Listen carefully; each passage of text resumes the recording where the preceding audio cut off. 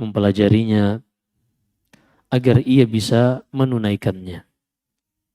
Karena seorang yang tidak mengetahui hak orang lain, apalagi itu hak penciptanya, maka kemungkinan untuk ia melakukan kezaliman terhadap hak tersebut sangat mungkin dalam keadaan ia tidak menyadarinya. Maka ini kita bersyukur kepada Allah Subhanahu wa taala ketika Allah mengizinkan kita berkumpul di masjid ini di pagi hari dalam rangka membahas tauhid yang merupakan hak Allah yang paling utama yang wajib ditunaikan oleh setiap manusia. Dan hari ini kita akan lanjutkan pada bab yang kedua. Bab Fadlu Tauhidi wa ma yukaffiru minadz dzunub. Bab tentang keutamaan tauhid, dan di antara keutamaan tersebut tauhid ini akan menghapus dan menggugurkan seluruh dosa. Tauhid akan menghapus dan menggugurkan seluruh dosa. Kemudian penulis rahimahullah ketika beliau menyebutkan bab ini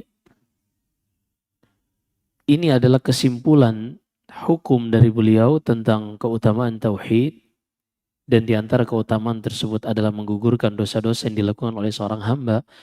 Beliau mengambil kesimpulan ini berdasarkan dalil-dalil dari Al-Quran dan Sunnah berikut.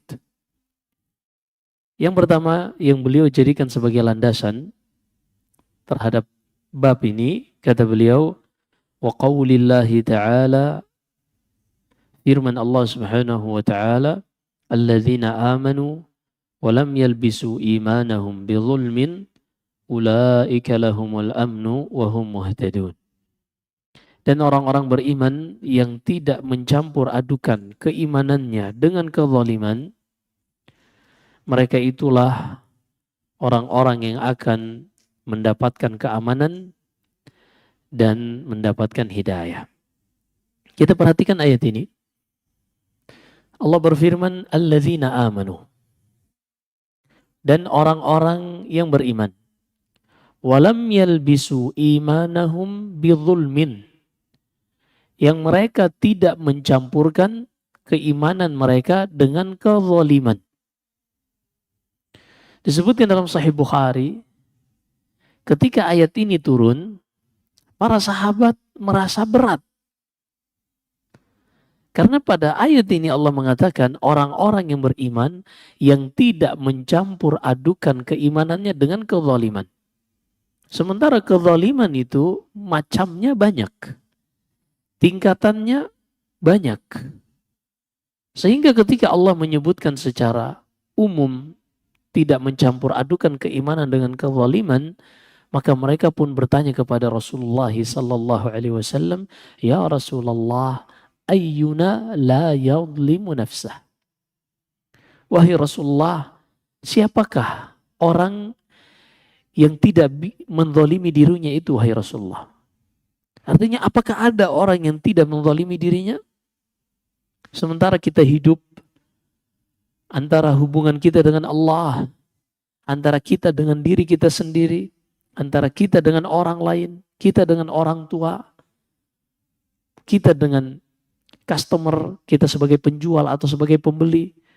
Banyak kemungkinan-kemungkinan yang membuat kita terjatuh ke dalam kezaliman.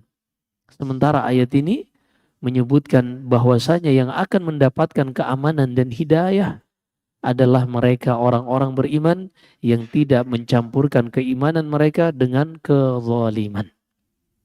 Akhirnya para sahabat bertanya, siapa wahai Rasulullah orang yang bisa tidak mencampurkan keimanannya dengan kezaliman? Maka Rasulullah SAW pun mengatakan, bukanlah kezaliman seperti yang kalian pahami. Tapi kezaliman yang dimaksud di dalam ayat ini, sebagaimana yang Allah firmankan di dalam surat Luqman, kata Allah Subhanahu wa ta'ala, menghikayatkan ucapan Luqman ketika mewasiatkan kepada anaknya, ya bunayya la tusyrik billah inna syirka la zulmun azim. Wahai anakku, jangan engkau menyekutukan Allah. Jangan engkau melakukan kesyirikan. Karena kesyirikan itu adalah kezaliman yang paling besar. Maka Allah sebutkan kezaliman di sini adalah makna dari kesyirikan. Karena tidaklah seorang melakukan kesyirikan melainkan dia telah menzalimi hak Allah Subhanahu wa taala. Bagaimana, apa maksudnya? Setiap orang yang melakukan kesyirikan maka dia telah menzalimi hak Allah. Apa maksudnya? Jadi gini. Di dalam kehidupan ini ada hak yang dimiliki oleh manusia. Ketika ada yang mengambil hak tersebut, maka dia telah melakukan kezaliman.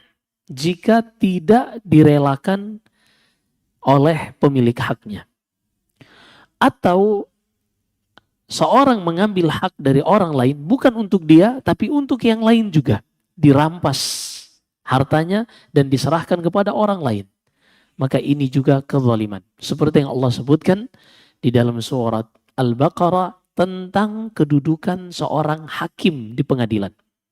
Kata Allah, وَلَا تَأْكُلُوا أَمْوَالَكُمْ بَيْنَكُمْ بِالْبَاطِلِ وَتُدِلُوا بِهَا إِلَى الْحُكَّامِ لِتَأْكُلُوا فَرِيقًا مِنْ أَمْوَالِ النَّاسِ بِالْإِثْمِ وَأَنْتُمْ تَعْلَمُونَ. Jangan kalian menyogok hakim untuk memakan harta sebagian manusia yang lain dengan cara yang batil. Maka di sini perhatikan, ketika sang hakim dia memaksa mengambil hak seseorang, dia menyadari itu adalah hak orang ini, diambil paksa, lalu diserahkan kepada orang yang lain, maka dia telah melakukan kezaliman. Perhatikan, ibadah adalah konsekuensi dari nikmat yang Allah berikan kepada kita, nikmat penciptaan, nikmat pengaturan. Allah yang menghidupkan, mematikan, Allah yang memberi rezeki, Allah yang memberi kesehatan. Ini pengaturan. Dan juga nikmat kepemilikan. Allah yang memiliki alam semesta ini. Perhatikan di sini, ibadah itu adalah hak bagi yang mencipta, mengatur, dan memiliki alam semesta ini. Dan tidak ada yang mencipta, mengatur, dan memiliki alam semesta ini kecuali Allah. Maka kalau ada seorang beribadah kepada patung, beribadah kepada pohon, beribadah kepada matahari, maka dia sudah mengambil hak Allah. Peribadahan ini diserahkan kepada selain Allah Subhanahu wa ta'ala. Inilah kenapa kesyirikan itu dikatakan kezaliman yang paling besar. Yaitu dikarenakan orang ini mengambil hak Allah dan diserahkan kepada selain Allah Subhanahu wa ta'ala. Dipahami ini? Jadi kata Allah berfirman di dalam surat Luqman, ya bunayya la tusyrik billahi inna syirka la zulmun azim. Menghikayatkan ucapan Luqman Al-Hakim, ia mengatakan kepada anaknya, wahai anakku, janganlah engkau melakukan kesyirikan, yaitu beribadah kepada selain Allah. Karena kesyirikan itu adalah kezaliman yang paling besar. Karena ibadah ini adalah hak Allah. Ketika diserahkan kepada selain Allah, maka dia telah merampas hak Allah.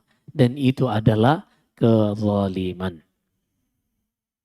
Alladzina amanu wa lam yalbisu imanahum bizulmin ulaika lahumul amnu wa hum muhtadun. Dan orang-orang beriman yang tidak mencampur adukan keimanan mereka dengan kezaliman, mereka akan mendapatkan keamanan dan juga mereka lah yang akan mendapatkan hidayah. Nah, maka ini dalil yang pertama yang disebutkan oleh penulis di dalam menyebutkan keutamaan tauhid, dan di antara keutamaannya tauhid ini akan menggugurkan dosa-dosa yang dilakukan oleh seorang hamba. Qala al-muallif rahimahullah wa an Ubadah bin As-Samit radhiyallahu anhu qala qala Rasulullah sallallahu alaihi wasallam man syahida an la ilaha illallah wa anna Muhammadan ومن شهد أن لا إله إلا الله وحده لا شريك له وأن محمدا عبده ورسوله وأن عيسى عبد الله ورسوله وكلمته ألقاها إلى مريم روح منه والجنة حق والنار حق أدخله الله الجنة على ما كان عليه من العمل أخرجه. Kemudian hadis berikutnya di dalam Sahih Bukhari dan Sahih Muslim dari Ubadah bin Samit, Nabi SAW bersabda, siapa saja yang bersaksi La ilaha illallah, dia bersaksi bahwasanya tidak ada yang berhak diibadahi kecuali Allah, tidak ada sekutu baginya, dan dia bersaksi bahwasanya Muhammad adalah utusan Allah, dan dia juga bersaksi bahwasanya Nabi Isa adalah hamba dan utusan Allah. Dan dia meyakini bahwasanya Nabi Isa itu dari ruh yang Allah ciptakan. Dibawa oleh Jibril, ditiupkan ke rahim Maryam alaihassalam. Dan dia juga meyakini surga itu hak, surga itu benar adanya. Dan neraka juga benar adanya. Maka Allah akan memasukkan ia ke dalam surga sesuai dengan kadar amalannya. Perhatikan di sini, kita memahami sedikit tentang makna hadis. Man syahida an la ilaha illallah, siapa saja yang bersaksi, persaksian yang ia pahami, yang ia ilmui, dan persaksian yang ia laksanakan konsekuensinya dalam kehidupannya. Kenapa kita ucapkan, kita jelaskan seperti ini? Karena sekadar seorang bersaksi dengan lisannya saja, yang tidak ia ilmui maknanya, ternyata tidak bermanfaat di hari kiamat kelak. Allah berfirman di akhir surat Az-Zukhruf, وَلَا يَنْفَعُ الَّذِينَ يَدْعُونَ مِنْ دُونِهِ وَلَا يَمْلِكُ الَّذِينَ يَدْعُونَ مِنْ دُونِهِ الشَّفَاعَةَ إِلَّا مَنْ شَهِدَ بِالْحَقِّ وَهُمْ يَعْلَمُونَ. Dan tidak ada yang bisa memberikan manfaat syafaat di hari kiamat kelak kecuali orang-orang yang bersaksi dengan benar dan dia mengetahui apa yang ia persaksikan. Maka hadis ini kata Nabi SAW, siapa saja yang bersaksi la ilaha illallah, tidak ada yang berhak diibadahi kecuali Allah, yang ia pahami dan laksanakan konsekuensinya sehingga ia tidak melakukan kesyirikan apapun.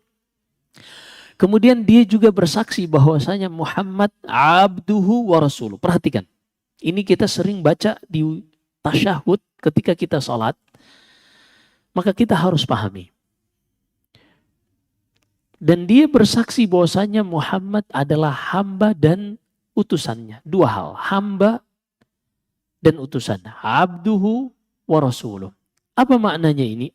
Kita ketika mengucapkan tasyahud, asyhadu an la ilaha illallah wa asyhadu anna Muhammadan abduhu wa rasuluh. Baru kita bersalawat.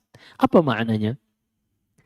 Abduhu artinya abdun khalqun la yu'bad. Abd, hamba artinya makhluk yang dicipta oleh Allah sehingga tidak boleh diibadahi. Hamba yang dicipta oleh Allah sehingga tidak boleh diibadahi. Wa rasuluhu, Rasul utusan Allah yang menyampaikan berita dari Allah sehingga tidak boleh didustai. Tidak boleh didustakan.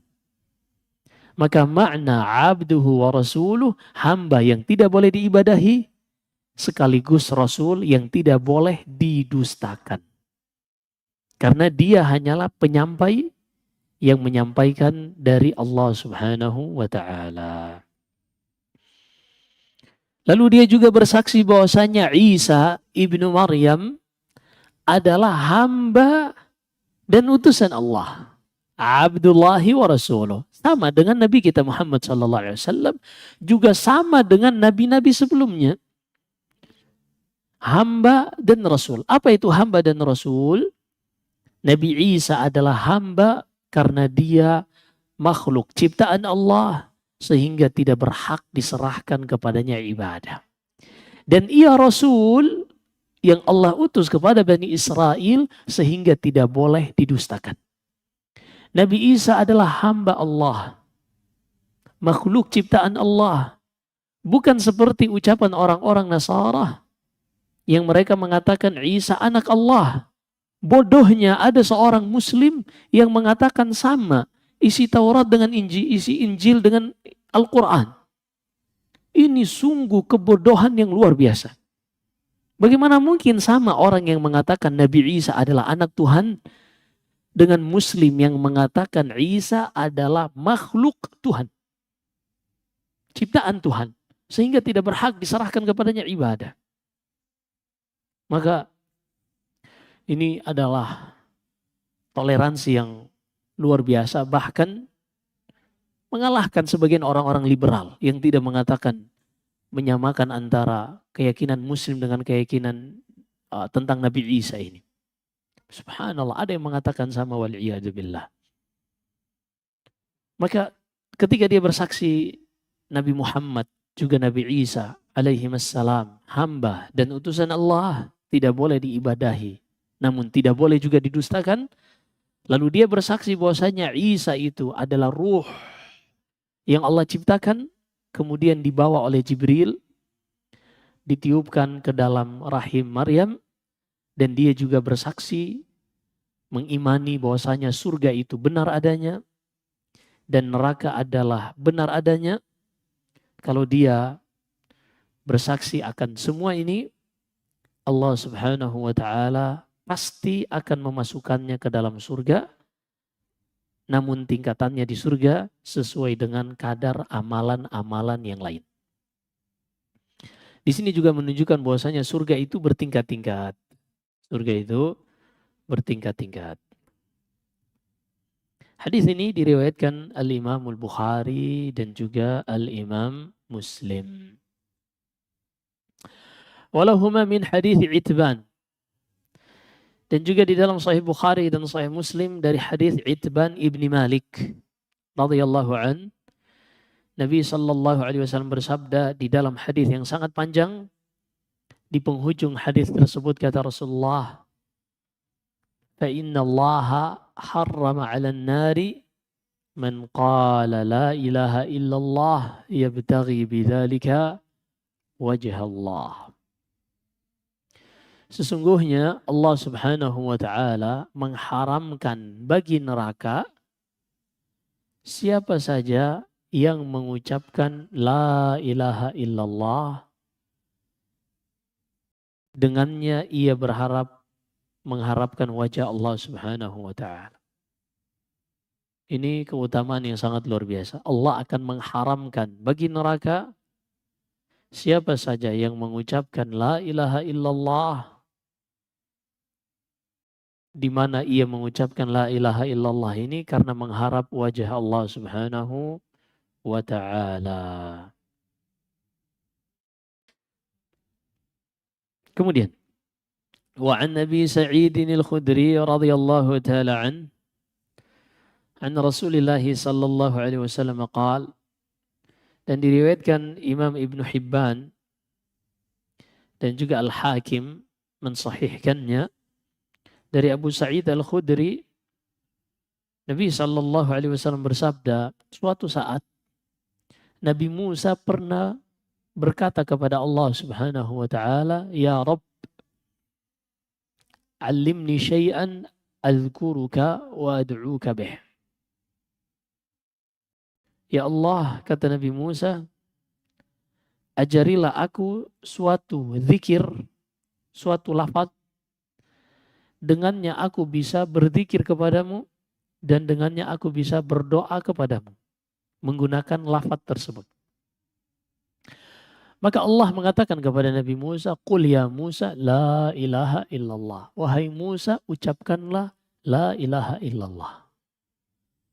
Nabi Musa mengatakan, "Ya Rabb, kullu ibadika yaquluna hadha."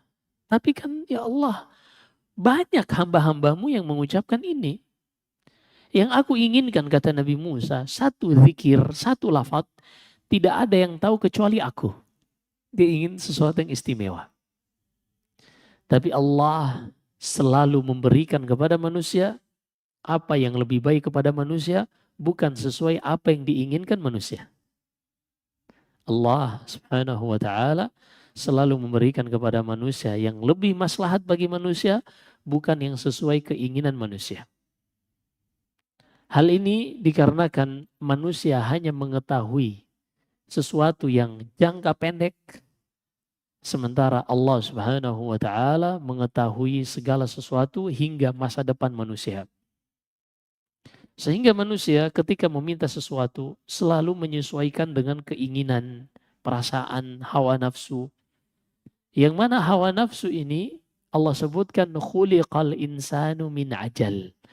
Manusia itu diciptakan dengan sifat bawaan terburu-buru, gak sabaran. Maka selalu yang kita kejar hal-hal yang instan, hal-hal yang jangka pendek kemaslahatannya. Padahal Allah Subhanahu wa taala mengajak kita untuk sesuatu yang kemaslahatannya bukan cuma dunia saja, tapi juga akhirat. Allah berfirman di dalam surat Al-Baqarah, Rabbana atina fid dunya hasanah wa fil akhirati hasanah wa qina adzabannar. Allah membimbing kita mengucapkan, ya Allah, berikanlah, anugerahkanlah untuk kami kebaikan di dunia dan juga berikanlah bagi kami kebaikan di akhirat. Sehingga kalau kita perhatikan syariat Allah Subhanahu wa taala selalu dibangun di atas maslahat untuk manusia, namun kemaslahatan bukan hanya untuk dunia saja, tapi juga kemaslahatan untuk akhirat. Kita ambil satu contoh. Satu contoh syariat Allah untuk menjaga kemaslahatan manusia di dunia dan di akhirat. Contohnya misalnya syariat qisas. Syariat qisas. Siapa yang membunuh orang lain tanpa alasan yang dibenarkan, maka sebagai balasannya dia juga dibunuh. Ini namanya qisas.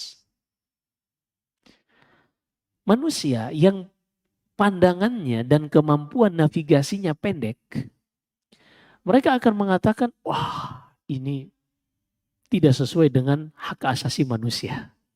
Tidak sesuai dengan dan seterusnya dan seterusnya. Akhirnya bagi mereka, udahlah hukuman kalau sengaja 15 tahun penjara misalnya. Atau enggak sengaja dan seterusnya, nanti dikasih remisi, dikasih bonus dan seterusnya, hingga akhirnya penjara cuma sekian tahun saja.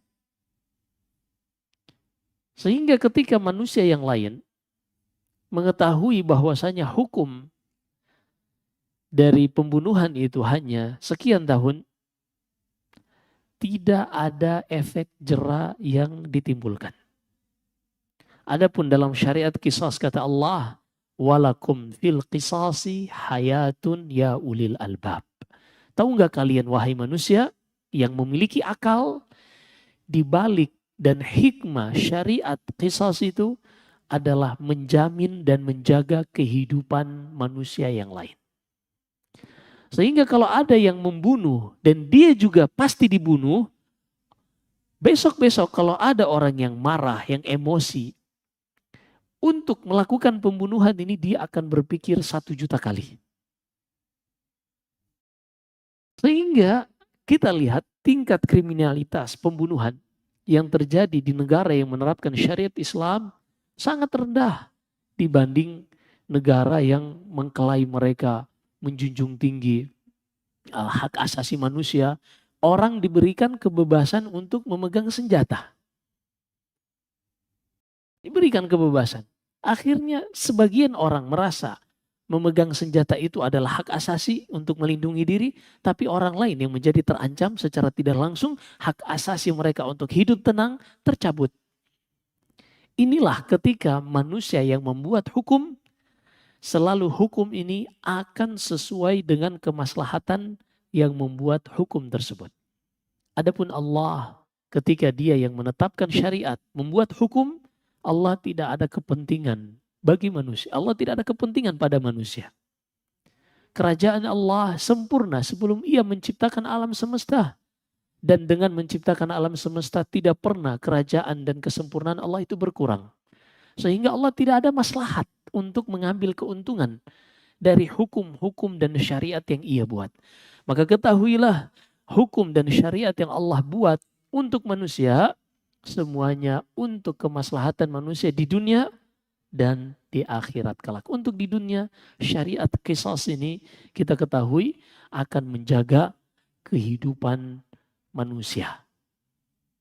Adapun di akhirat kelak, kata Nabi sallallahu alaihi wasallam, awwalu ma yuqdha bainal ibadi fid dima. Yang pertama kali akan diputuskan dari sengketa sesama hak manusia adalah berkaitan tentang darah. Maka kalau seorang pernah menumpahkan darah orang lain, jangan harap dia bisa selamat. Dia pasti akan dikisos oleh Allah di hari kiamat kelak di sebuah tempat yang bernama Qantarah. Sebuah jembatan yang terletak antara sirat, jembatan sirat dengan pintu surga. Di situ manusia akan dihentikan di sebuah jembatan dan mereka akan dikisas, dimintai pertanggungjawaban oleh Allah Subhanahu wa taala terhadap kezaliman yang dahulu mereka lakukan. Maka syariat Allah ini untuk memberikan kemaslahatan bagi manusia di dunia dan di akhirat kelak. Nah,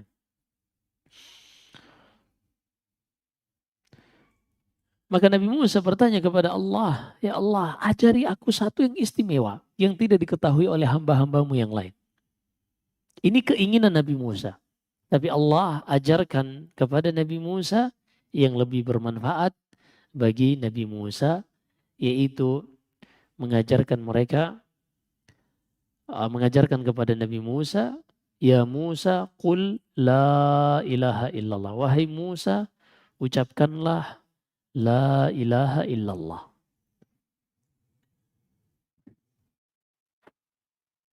Wahai Musa, ucapkanlah la ilaha illallah. Lalu Nabi Musa mengatakan, wahai Rabb, semua hamba-hambamu mengucapkan ini.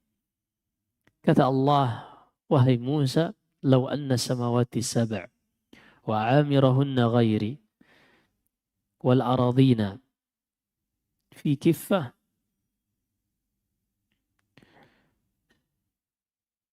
wa la ilaha illallah fi kiffah malat bihinna la ilaha illallah. Kata Allah, wahai Musa, tahukah engkau kalau seandainya langit beserta penghuninya dari kalangan makhluk dan juga bumi semuanya diletakkan di satu timbangan. Jadi timbangan dahulu itu ada tiang di tengah, kemudian kiri kanan ada cawan. Ada wadahnya. Seperti logo pengadilan. Ya. Tahukah engkau wahai Musa, kalau seandainya 7 lapis langit beserta makhluk-makhluk yang menghuninya, demikian pula bumi disatukan, diletakkan pada cawan dari timbangan ini. Dan la ilaha illallah diletakkan pada cawan yang sebelahnya untuk diketahui mana yang lebih berat, malat bihinna la ilaha illallah. Maka niscaya la ilaha illallah akan mengalahkan berat seluruhnya. Maka di sini Allah Subhanahu wa taala mengajarkan kepada Nabi Musa yang lebih baik. Bukan hanya sekadar yang kita inginkan. Sehingga semua di dalam syariat Allah kita harus kembalikan kepada apa yang disyariatkan oleh Allah, bukan apa yang kita inginkan. Sebagian orang tatkala mereka beribadah sesuai yang mereka inginkan. Padahal ini keliru. Ibadah itu harus dilakukan sesuai yang Allah syariatkan. bukan sesuai yang kita inginkan. Ini dua hal yang berbeda. Misalnya, contoh syariat. Kita harus mengikuti syariat, bukan kita harus mengikuti keinginan. Misalnya, ketika sholat subuh itu kan waktu yang paling tenang. Suhunya adem. Kita juga baru bangun tidur jadi seger, tenaganya masih full 100%. Kalau seorang beribadah sesuai keinginan, maka dia mengatakan sayang kalau cuma 2 rakaat. Ini lagi semangat, apalagi sebelum azan dia ngopi dulu misalnya. Tambah strong, robusta lagi, melek matanya. Akhirnya dia bilang, 2 rakaat dikit. Baca Al-Fatihahnya cuma 2 kali, pahalanya cuma dikit. Tambah jadi 4. Ini kira-kira ibadah sholat subuh yang ia kerjakan dengan 4 rakaat diterima atau tidak? Tidak diterima. Kenapa? Dia pengen. Dia niatnya baik. Nanti dengan 4 rakaat dia Al-Fatihahnya jadi 4 bacanya. Sementara kata Rasulullah, fa innalakum bikulli harfin hasanah. Setiap huruf Al-Quran yang kalian baca dapat 1 kebaikan. 1 kebaikan dilipat gandakan menjadi 10 pahala. Tapi kita katakan sholatnya tidak sah. Kenapa? Kan dia baik. Jawabannya adalah karena ibadah ini sesuai yang Allah syariatkan, bukan sesuai yang kita inginkan. Seperti itu. Dan seluruhnya, seluruh ibadah harus seperti ini.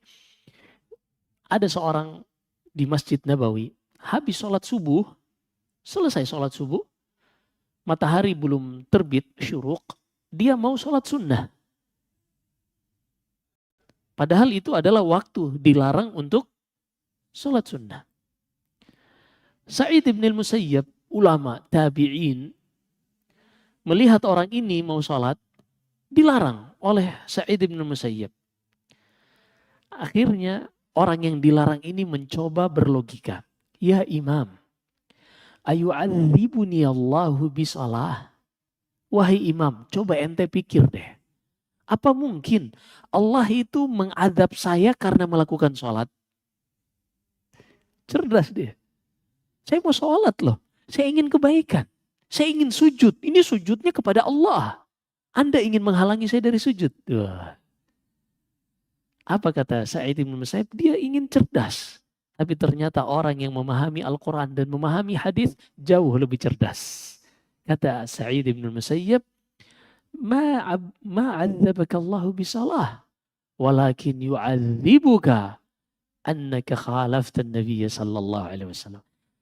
Aku jamin Allah tidak akan mengazabmu dikarenakan salat yang engkau lakukan.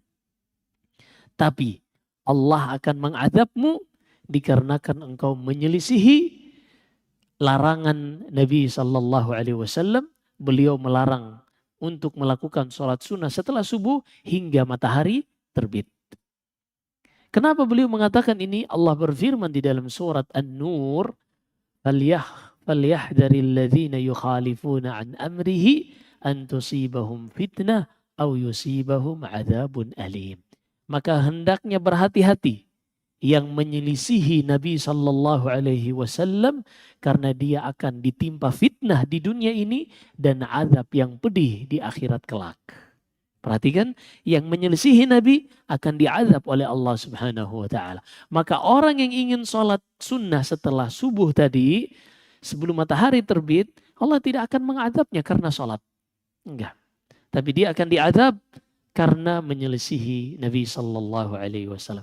Disinilah mengajarkan kepada kita bahwasanya ketika kita beribadah itu bukan hanya untuk memuaskan keinginan kita. Hasrat kita ingin beribadah, bukan. Tapi beribadah itu hendaknya kita lakukan karena mengikuti syariat Allah Subhanahu wa taala. Nah, baik kita lanjut.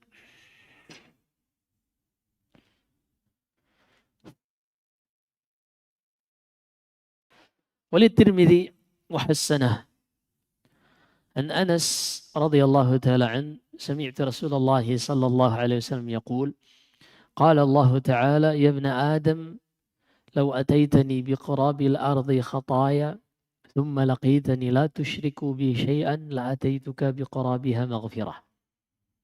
Diriwayatkan Imam Tirmidzi dan dihasankan oleh beliau dari Anas bin Malik, ia mengatakan, aku mendengar Nabi sallallahu alaihi wasallam bersabda, Allah berfirman di dalam hadits qudsi, wahai manusia, kalau engkau berjumpa denganku di hari kiamat kelak dengan membawa dosa sebesar bumi, dosamu saking banyaknya, tapi ketika engkau datang menjumpaiku, tidak pernah menyekutukan aku dengan selainku, engkau meninggal dalam keadaan tidak menyekutukan aku, maka niscaya aku akan datangkan ampunan bagimu seluas bumi juga. Hadis ini kita sudah bahas di dalam hadis Arba'in An-Nawawiyah, hadis yang paling terakhir, hadis ke-42, namun dari jalur Abu Hurairah radhiyallahu taala. Sini dari jalur Anas bin Malik.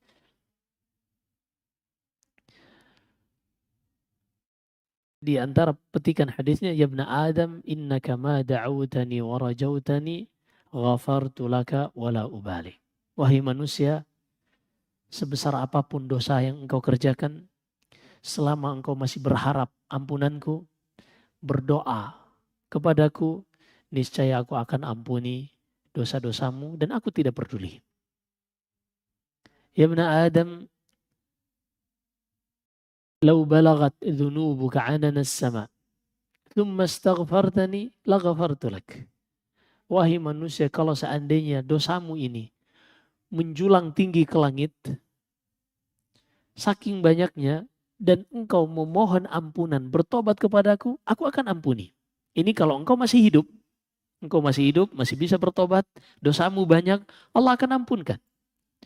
Kalau seandainya engkau meninggal, belum sempat bertobat, tapi engkau meninggal menjumpai Allah, tidak melakukan kesyirikan, inilah petikan potongan hadisnya, kata Allah, la ataituka biqarabiha maghfirah. Kalau engkau meninggal membawa dosa yang banyak, engkau belum bertobat darinya, tapi engkau datang tidak menyekutukan aku dengan selainku, niscaya aku akan datangkan untukmu ampunan sebesar dosa yang engkau lakukan. Baik, ini yang dibawakan oleh penulis, dalil-dalil dari kesimpulan beliau yang merupakan judul bab Fadlu Tauhidi wa ma yukaffiru minadz dzunub. Bab tentang tauhid dan keutamaannya, dan di antara keutamaannya adalah tauhid ini akan mengampunkan bagi seseorang semua dosa-dosa yang ia lakukan. Kecuali dosa kesyirikan. Kecuali dosa kesyirikan berarti kalau dia melakukan dosa kesyirikan berarti dia bukan ahli tauhid. Kan gitu. Kalau dia melakukan dosa kesyirikan berarti dia bukan ahli tauhid. Yang dosa-dosanya diampuni sebanyak apapun jika dia termasuk dalam ahli tauhid.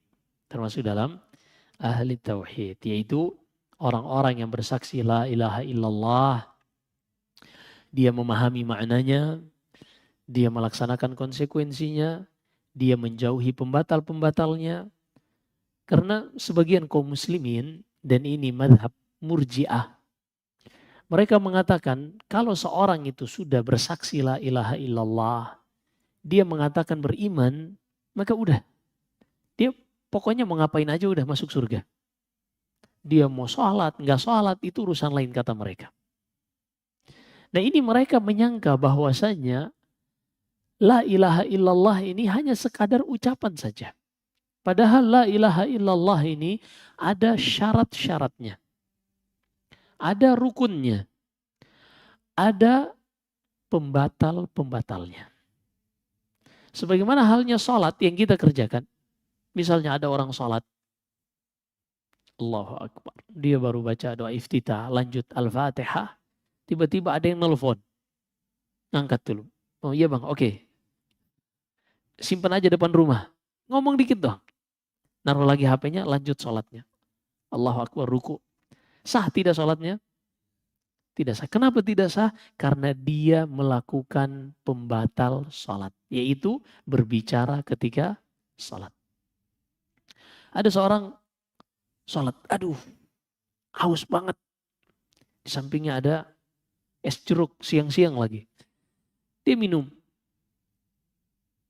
Lanjutin sholatnya. Sama normal seperti orang lain sholat sampai salam. Apa hukum sholatnya? Tidak sah.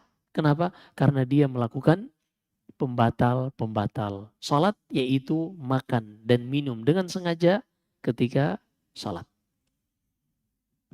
Dan juga pembatal sholat yang lain yang disebutkan para ahli fiqih dalam kitab-kitab fiqih mereka. Kenapa para ulama menjelaskan pembatal sholat ini? Mereka menjelaskannya bukan untuk memvonis satu persatu sholat. Ente sholatnya batal, ente sholatnya tidak sah, ente dan bukan. Tapi agar kaum muslimin mempelajarinya dan mereka menjaga sholat mereka agar tidak batal. Itu tujuan para ulama menulis pembatal sholat yang semuanya diambil dari kesimpulan-kesimpulan hukum dari Al-Quran dan hadis, bukan dari kantong pribadi. Begitu juga la ilaha illallah. Memiliki syarat, memiliki pembatal. Kita ambil satu contoh misalnya pembatal la ilaha illallah. Pembatal la ilaha illallah di antaranya adalah faktus syarat. Seperti misalnya seorang mengucapkan la ilaha illallah hanya karena ingin dilihat oleh orang lain. Sebagian ada orang-orang yang melakukan kristenisasi. Mereka berpura-pura masuk Islam, mengucapkan la ilaha illallah. Setelah menikah, maka istri dan anaknya ditarik ke keyakinannya. Yang seperti ini dikatakan la ilaha illallah tidak bermanfaat baginya. Begitu juga orang-orang yang mengucapkan la ilaha illallah. Mereka mengucapkannya tapi nggak paham makna la ilaha illallah. Sehingga ketika mereka nggak paham, mereka terjatuh ke dalam pembatal la ilaha illallah pun mereka nggak sadar. Karena ilmu mengetahui la ilaha illallah tentang maknanya, ini diantara 1 dari 7 syarat yang harus dipenuhi seseorang di dalam mengucapkan la ilaha illallah. Kita sebutkan 7 syarat ini. Karena ketika seseorang kehilangan syarat ini, dia akan menjadi orang yang mengucapkan la ilaha illallah di dunia tapi tidak bermanfaat di akhirat kelak. Apakah ada? Ada. Allah sebutkan dalam Al-Quran. Contohnya firman Allah di dalam surat An-Nisa. Innal munafiqina fid darkil asfari minan nar. Walan tajida lahum nasira. Orang-orang munafik itu mereka berada di neraka paling bawah dan engkau tidak akan mendapatkan penolong bagi mereka. Padahal seorang tidaklah dikatakan munafik melainkan dia yang mengucapkan la ilaha illallah, menampakkan keislaman pada dirinya tapi menyembunyikan kekufuran. Orang seperti ini walaupun dia mengucapkan la ilaha illallah tapi la ilaha illallah tidak bermanfaat baginya. Kenapa? Karena ia belum memenuhi syarat-syarat la ilaha illallah. Kita sebutkan secara ringkas sebelum kita menerima pertanyaan insyaallah. Apa saja syarat la ilaha illallah? Ada 7, kata Syekh Hafiz Ibn Ahmad Al-Hakami rahimahullah. Wa bi syurutin sab'atin qad kuyidat bidha wa fi nususil wahyi haqqan waradat. فإنه لم ينتفع قائلها بالنطق إلا حيث يستكملها العلم واليقين والقبول والانقياد فدر ما أقول والصدق والإخلاص والمحبة وفقك الله لما أحب. Ada 7. Yang pertama, al-ilmu, Seorang yang mengucapkan la ilaha illallah, dia harus memenuhi syaratnya, yaitu mengilmui tentang apa itu la ilaha illallah. Sebagaimana Allah berfirman di dalam surat Muhammad, fa'alam annahu la ilaha illallah.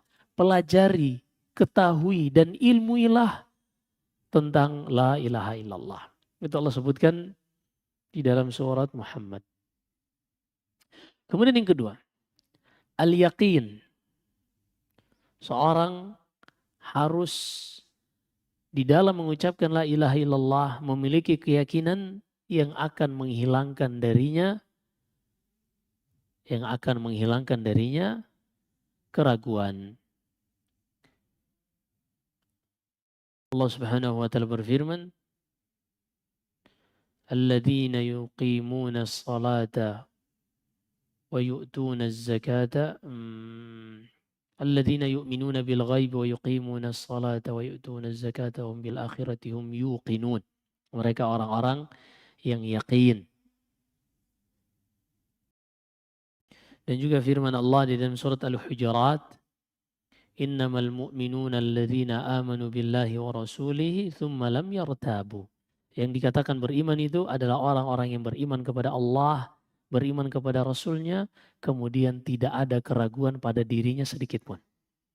Sehingga yakin ini harus dipenuhi sebagai syarat la ilaha illallah, agar la ilaha illallah bermanfaat baginya di hari kiamat kelak. Kemudian yang ketiga, al-qabul, penerimaan yang akan menghilangkan penolakan terhadap la ilaha illallah. Allah berfirman di dalam surat Shad,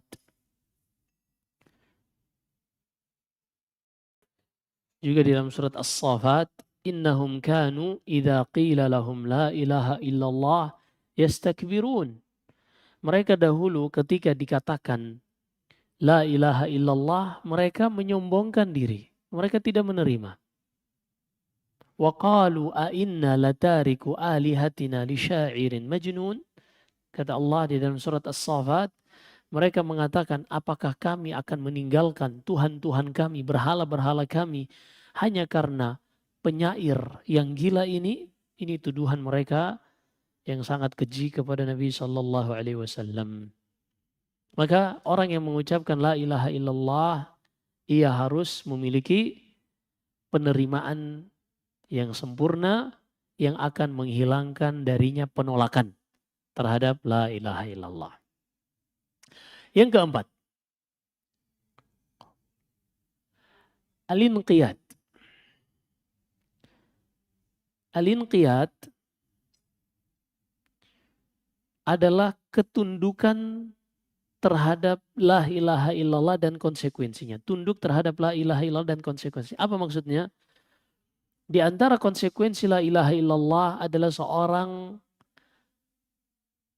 mengerjakan sholat, seorang meninggalkan kesyirikan, seorang melakukan syariat Islam dan menjauhi larangan Allah. Ini al-inqiyad. Al-inqiyad itu ketundukan. Dari kata inqada yanqad, ketika seorang narik kambing misalnya yang diikat, nah kambing itu ngikut. Nah itu inqiyad. Ketika seorang mengucapkan la ilaha illallah, seyogianya ia menjadi seorang seperti itu, dibimbing oleh Rasul, dia tidak ke kanan, tidak ke kiri, tapi dia hanya mengikuti kemana Nabi Sallallahu Alaihi Wasallam membimbingnya, kemana syariat Islam membimbingnya. Itu makna inqiyad.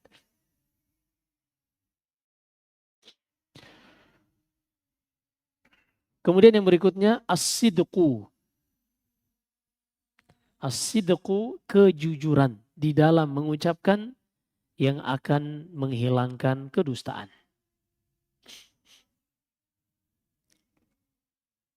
Karena sebagian manusia, orang-orang munafik, mereka mengucapkannya dusta hanya untuk melindungi harta mereka. Maka ketika seorang mengucapkan la ilaha illallah, dia harus jujur di dalam mengucapkannya, bukan karena dipaksa, tapi inisiatif dari dia untuk mengucapkan la ilaha illallah. Kemudian yang keempat, al-ikhlas. Kalau tadi jujur yang menghilangkan kedustaan, al-ikhlas di sini al-ikhlas kerelaan yang menghilangkan keterpaksaan. Kerelaan yang menghilangkan keterpaksaan.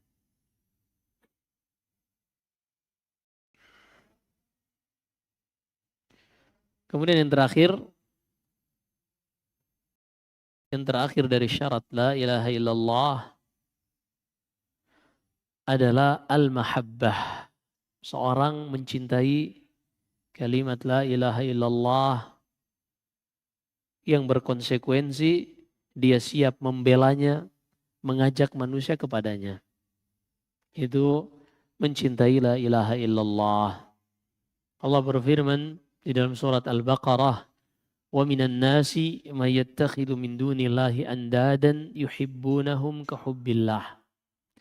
Ada sebagian manusia yang menjadikan bagi selain Allah tandingan-tandingan yang mereka mencintai tandingan-tandingan tersebut seperti mencintai Allah.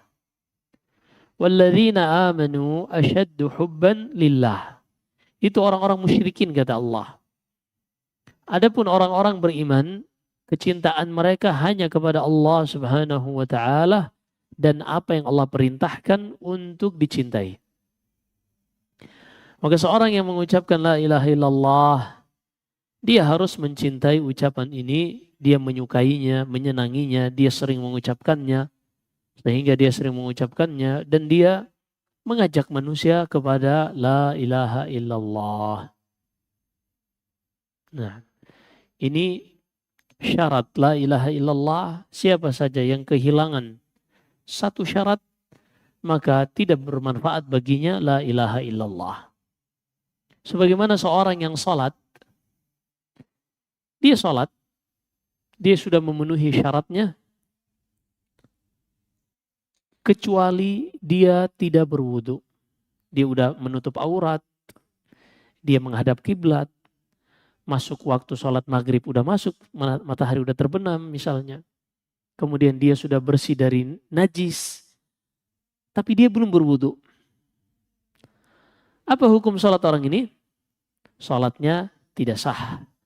Berdasarkan hadis di dalam Sahih Bukhari dan Sahih Muslim dari Abu Hurairah radhiyallahu taala an, Nabi sallallahu alaihi wasallam bersabda, "La yaqbalu Allahu salata ahadikum idza ahdatha hatta yatawadda." Allah tidak akan menerima salat seorang di antara kalian jika dia berhadas sampai dia berwudu. Sampai dia berwudu. Ini kalau hadasnya hadas kecil. Berbeda kalau hadasnya hadas besar, maka dia harus mandi. Baik. Maka begitu juga la ilaha illallah memiliki syarat.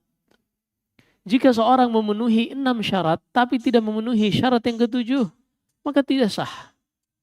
Misalnya dia tidak mengetahui, tidak mengilmui la ilaha illallah yang merupakan syarat, maka Allah sebutkan di akhir surat Az-Zukhruf tadi, kata Allah, وَلَا يَمْلِكُ الَّذِينَ يَدْعُونَ مِنْ دُونِهِ الشَّفَاعَةِ إِلَّا مَنْ شَهِدَ بِالْحَقِّ وَهُمْ يَعْلَمُونَ. Dan tidak bermanfaat di hari kiamat kelak syafaat kecuali bagi orang-orang yang mereka mengucapkan la ilaha illallah dalam keadaan mereka mengetahui. Mafhumul mukhalafa ini makna yang tersurat. Makna yang tersirat berarti yang tidak mengetahui dari la ilaha illallah ini, maka tidak akan bermanfaat bagi mereka la ilaha illallah di hari kiamat kelak. Nah, selesai kita dari bab yang kedua. InsyaAllah kita lanjutkan bab yang ketiga pada pertemuan berikutnya. InsyaAllah kita mencoba menjawab beberapa pertanyaan. Jamaah ada yang nanya langsung? Silakan kalau ada yang ingin bertanya langsung. Kalau nggak ada kita jawab. Nah. Assalamualaikum warahmatullahi wabarakatuh. Amin wa iyyakum.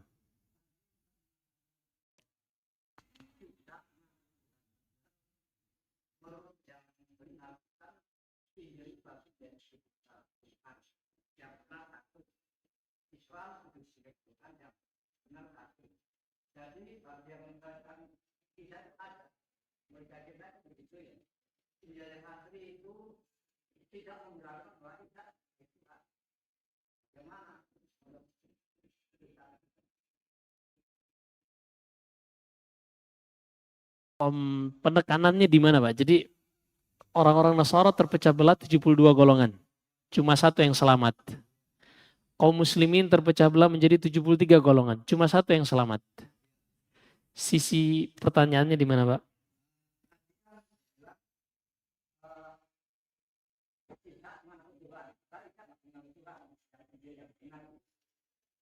Oh, ada sebagian orang-orang Nasara yang mengatakan Nabi Isa anak Tuhan. Atau ada yang mengatakan Nabi Isa itu Tuhan. Ada.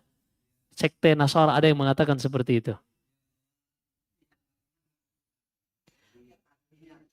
Ada 3 sekte memang, Pak. Disebutkan Ibnu Katsir rahimahullah di dalam penafsiran surat An-Nisa.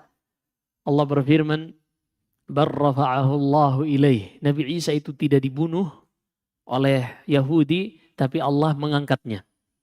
Nah, ketika Nabi Isa ini diangkat ke langit, Nasara terbagi menjadi 3 sekte. Sebutkan Ibnu Katsir dalam kitabnya Al-Bidayah wa Nihayah dan juga dalam kitab tafsir.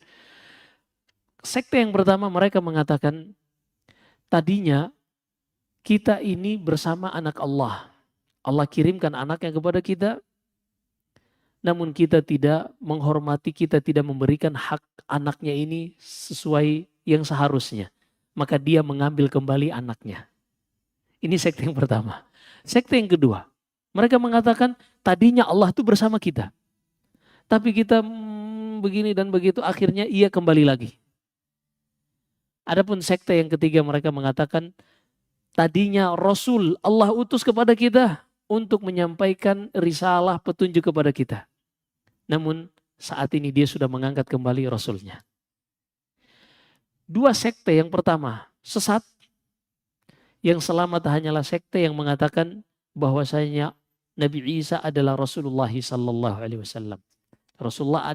Isa adalah Rasul Allah Subhanahu wa taala.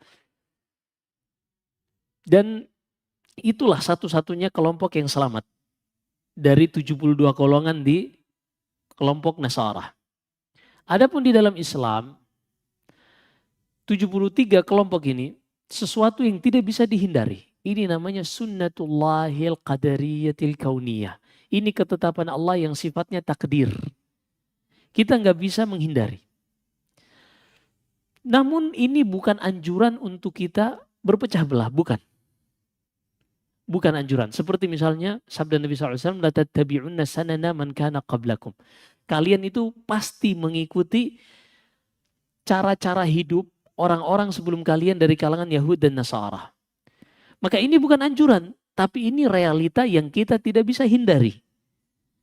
Ketika kita mengetahui akan ada dari umat ini yang akan mengikuti orang-orang Yahud dan Nasara, maka kita belajar bagaimana caranya agar kita tidak termasuk orang-orang yang mengikuti Yahud dan Nasara. Begitu juga 73 golongan ini sesuatu yang tidak bisa dihindari, yang sudah menjadi ketetapan takdir Allah. Yang sudah menjadi ketetapan takdir Allah Subhanahu wa taala. Maka kita di sini bukan dianjurkan untuk berpecah belah, tapi itu sudah takdir. Nabi Shallallahu Alaihi Wasallam mengajarkan kita agar tidak termasuk ke dalam golongan yang terancam ke dalam neraka. Kata beliau, illa wahida, kecuali satu saja yang akan Allah selamatkan. Para sahabat bertanya, man hum ya Rasulullah? Siapa satu-satunya yang diselamatkan itu? Kata Rasulullah, ma ana alaihil yauma wa ashabi. Mereka adalah orang-orang yang berjalan di atas syariatku dan juga contoh dari sahabat-sahabatku.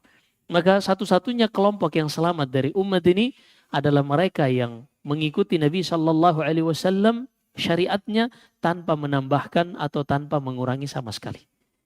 Begitu juga di dalam agama Nasara, satu-satunya yang selamat adalah mereka yang menjalankan syariat Nabi Isa sesuai dengan yang diajarkan oleh Nabi Isa alaihissalam.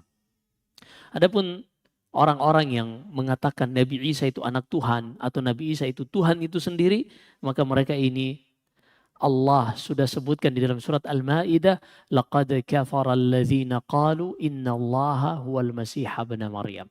Sungguh telah kafir orang-orang yang mengatakan Nabi Isa itu adalah Allah.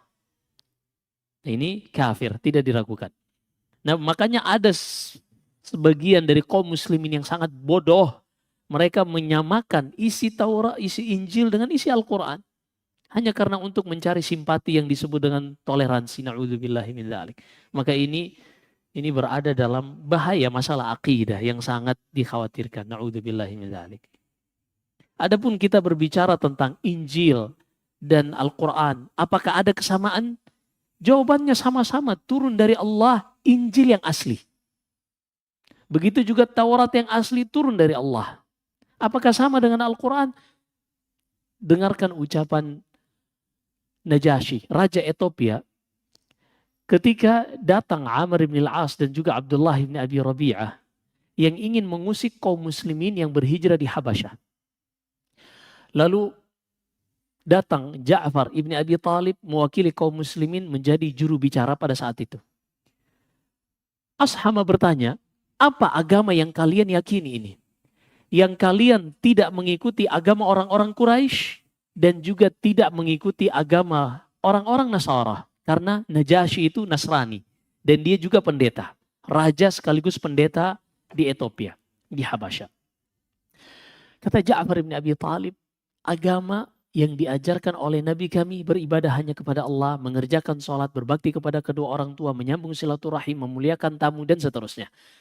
Lalu kata Ashama, kata Najasyi, apakah Nabi ini membawakan kepada kalian sesuatu yang kalian jadikan bukti bahwasanya dia diutus oleh Allah Subhanahu wa taala? Kata Ja'far, "Na'am. Al-Qur'an." Iya, nabi tersebut mengajarkan kepada kami Al-Qur'an yang ia terima dari Allah Subhanahu wa taala. Lalu kata Najasyi, "Coba bacakan Al-Qur'an tersebut." Ja'far pun radhiyallahu an membaca firman Allah di dalam surat Maryam. Kaf, ha, ya, ain, sod. Terus sampai akhirnya ketika selesai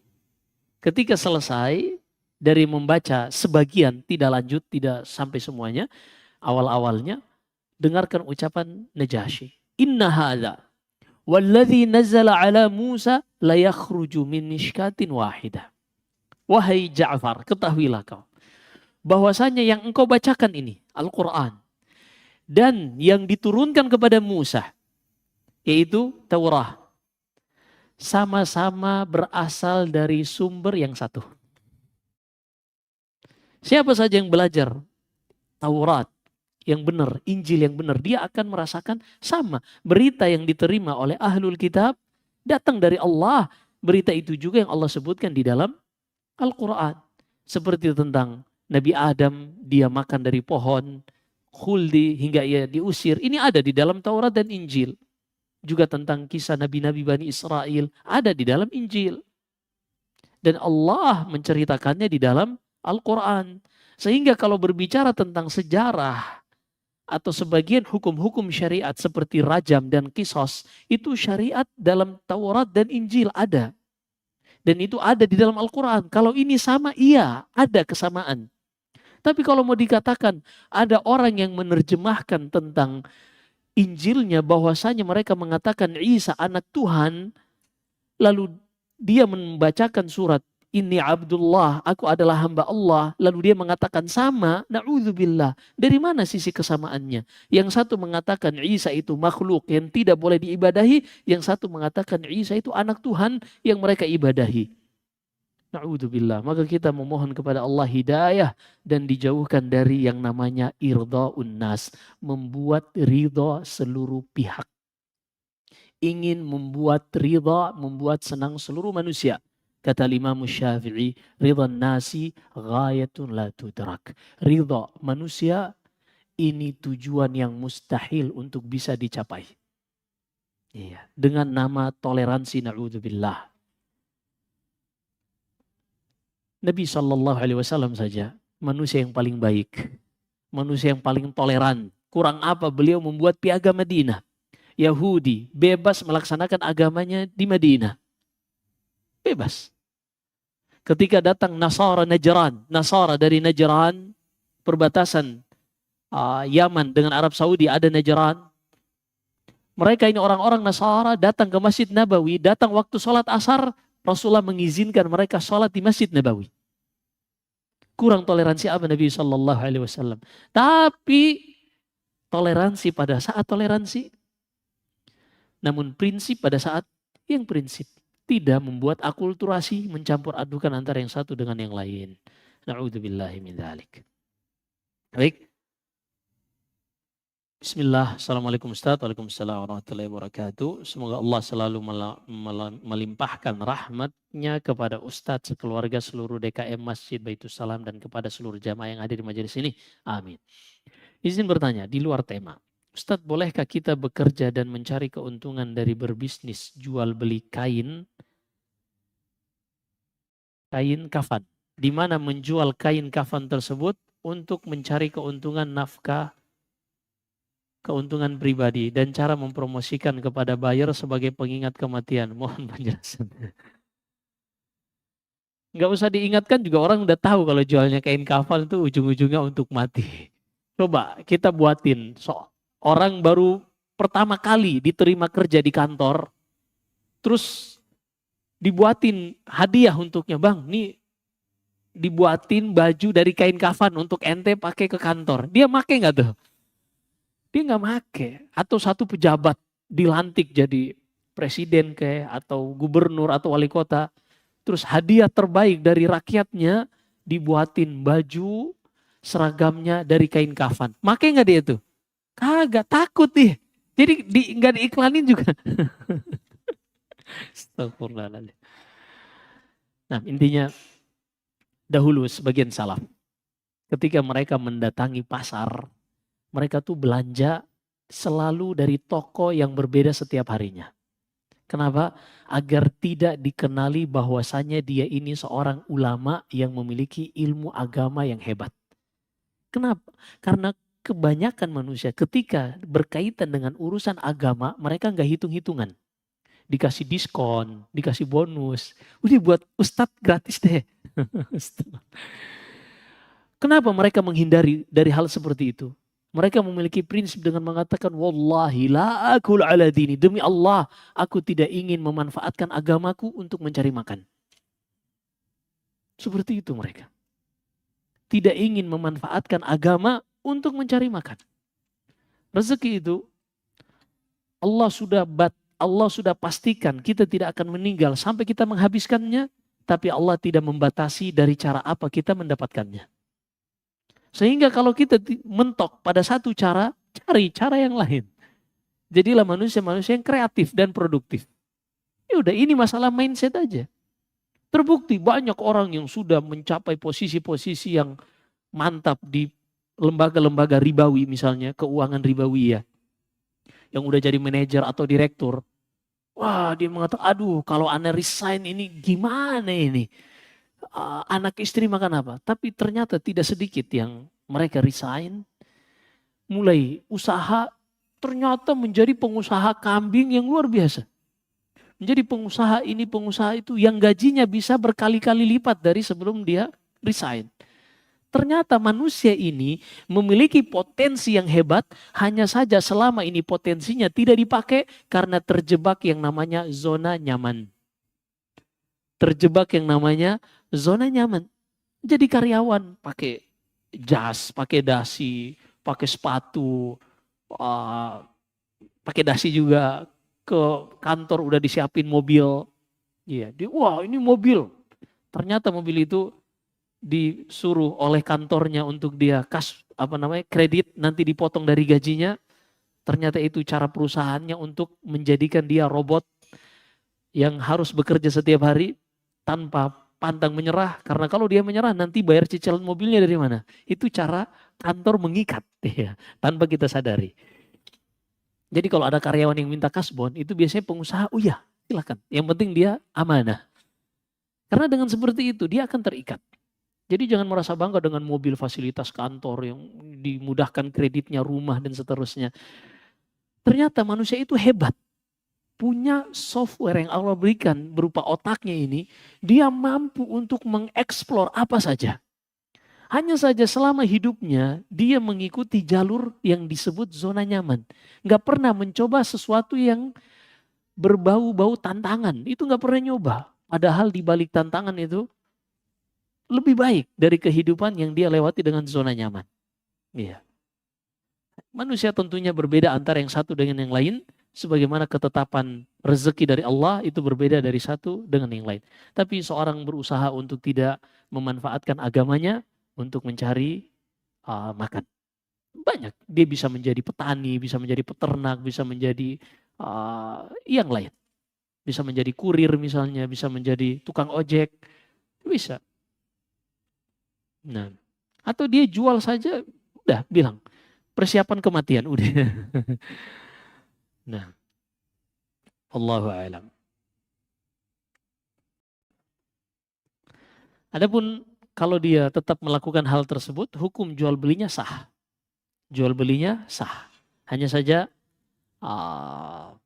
sedikit kurang etis, ya. Yang itu yang dahulu dijauhi oleh para salaf. Sebagaimana seorang kalau misalnya dia belanja, dia diketahui misalnya ustadz, kemudian dia dikasih bonus, dikasih diskon setengah harga, apakah sah? Sah. Hanya ini masalah prinsip hidup seorang muslim. Nah, Ustadz, bagaimana kalau ada seorang yang berbuat zalim kepada saudaranya, tapi orang ini bertauhid, tidak berbuat syirik. Apabila dia bertaubat dari kezalimannya, tapi orang yang dizalimi tidak memaafkan, apakah orang tersebut bisa masuk surga? Belum tentu masuk surga. Walaupun dia ahli tauhid. Di dalam Sahih Muslim dari hadis Abu Hurairah radhiyallahu taala an, Nabi sallallahu alaihi wasallam bersabda, "Atadruna manil muflis?" Tahukah kalian siapa orang yang bangkrut? Para sahabat mengatakan, orang yang bangkrut itu wahai Rasulullah, orang yang sudah tidak punya barang dagangan yang bisa ia jual dan juga ia sudah tidak punya modal untuk muter kembali. Udah bangkrut dia, nggak bisa mulai usaha lagi. Kata Rasulullah, bangkrut yang seperti itu sementara, hanya di dunia. Tapi ada yang bangkrut di hari kiamat kelak, seorang yang datang membawa pahala sholat, pahala puasa, pahala sedekah yang semuanya sudah diterima oleh Allah. Tentunya pahala yang diterima ini karena yang melakukannya adalah ahli tauhid. Karena Allah tidak menerima amalan pelaku kesyirikan. Pasti dia ahli tauhid. Namun orang ini walaupun dia ahli tauhid, semasa hidupnya dia menzalimi saudaranya. Menumpahkan darah saudaranya, memukul saudaranya, merampas hartanya, mengambil hartanya, meminjam tidak dikembalikan. Modusnya biar silaturahmi gak putus, pinjam dulu 100 ya. Ternyata setelah ditagih amnesia dia, lupa ingatan. Kata Nabi SAW, maka orang ini seharusnya masuk surga. Kebaikan-kebaikannya tadi diambil terlebih dahulu, pahalanya diberikan kepada orang-orang yang ia zalimi. Karena kisos di hari kiamat kelak, itu bukan kisos tangan dengan tangan, nyawa dengan nyawa, bukan. Tapi pahala atau dosa, itu kisos di hari kiamat kelak. Maka diambil dari pahala orang ini, diberikan kepada yang dizalimi, diambil satu persatu. Semakin banyak yang dizalimi, maka semakin banyak pahalanya yang akan dikurangkan darinya. Kalau seandainya, kata Nabi SAW, فَإِنْ فَنِيَتْ حَسَنَاتُهُ وَلَمْ يُقْضَى مَا عَلَيْهِ أُخِذَ مِنْ سَيِّئَاتِهِمْ فَطُرِحَتْ عَلَيْهِ فَطُرِحَ فِي النَّارِ.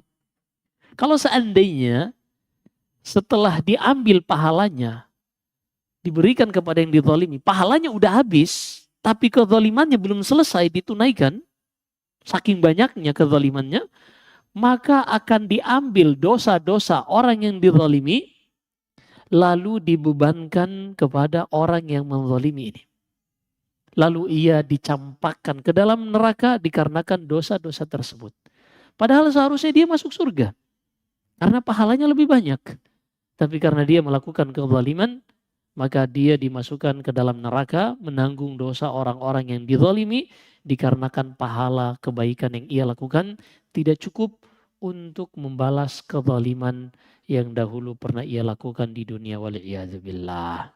Maka ini akhir dari kehidupan orang yang zalim walaupun dia seorang ahli tauhid. Hanya saja walaupun dia dimasukkan ke dalam neraka karena menanggung kezalimannya ini, namun selama dia ahli tauhid, dia tidak akan kekal di dalam neraka. Dan ini aqidah ahli sunnah wal jamaah di dalam Sahih Bukhari dari hadis Abu Sa'id Al-Khudri radhiyallahu taala an, Nabi sallallahu alaihi wasallam, "Sayakhruju minan nari man kana fi qalbihi mithqalu dzarratin min iman." Akan dikeluarkan dari neraka siapa saja yang memiliki keimanan walaupun sebesar biji sawi. Kenapa dia masuk neraka? Karena dia memiliki dosa yang harus dibalas terlebih dahulu, dicuci dosanya. Dan ketika dosanya sudah habis, tidak tersisa lagi pada dirinya dosa, yang tersisa hanyalah keimanan yang sangat lemah ini, maka keimanan ini tempatnya bukan di neraka, tapi tempatnya di surga. Ketika sudah habis dosa-dosa yang harus dibalas dengannya, maka dia akan dimasukkan ke dalam surga walaupun keimanannya hanya sebesar biji sawi selama dia tidak melakukan kesyirikan. Adapun kesyirikan maka seluruh amalannya terhapus dan dia kekal di dalam neraka. Allah berfirman di dalam surat Al-Maidah, "Innahu may yusyrik billahi faqad harramallahu alaihi al-jannah wa ma'wahu an-nar wa ma lidh-dhalimina min ansar." Siapa saja yang melakukan kesyirikan, kekufuran, maka Allah telah haramkan surga baginya dan tempat kembalinya adalah di neraka dan tidak akan ada penolong bagi orang-orang yang melakukan kesyirikan ini. Na'udzubillahi minan nar. Baik, ada lagi pertanyaan?